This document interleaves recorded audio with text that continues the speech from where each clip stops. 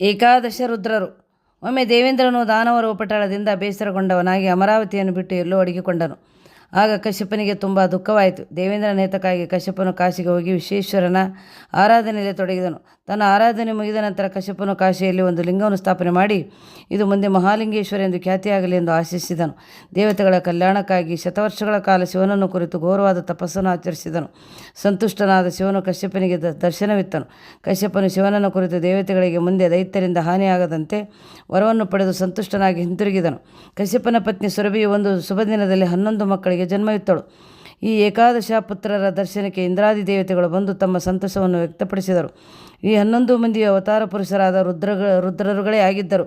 ಆಗ ಒಂದು ಮಹೋತ್ಸವವೇ ಆಯಿತು. ಈ 11 ಮಂದಿ ರುದ್ರರುಗಳೆಂದರೆ ಕಪಾಲಿ, ಪಿಂಗಳ, ಭೀಮ, ವಿರೂಪಾಕ್ಷ, ವಿಲೋಹಕ, ಶಾಸ್ತ, ಅಜಪಾದ, ಐರುಧ್ಯ, ಶಂಭು, ಚಂಡ, ಭವ.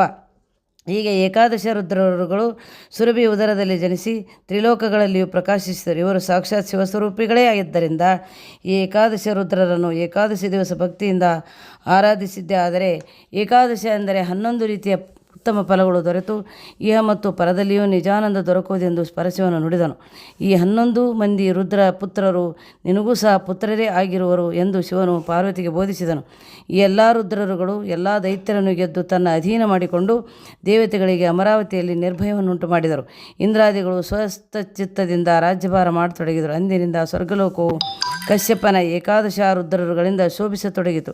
ಈ ರುದ್ರರುಗಳಿಗೆ 1 ಕೋಟಿ ರುದ್ರರುಗಳು ಅನುಚರರಾಗಿ 4 ದಿಕ್ಕಿನಲ್ಲೂ ಸ್ಥಿತರಾದರೆಂದು ಸೂತ ಮುನಿಗಳು ತಮ್ಮ ಏಕಾದಶ ರುದ್ರ ಚರಿತೆಯನ್ನು ಹೇಳಿದನು.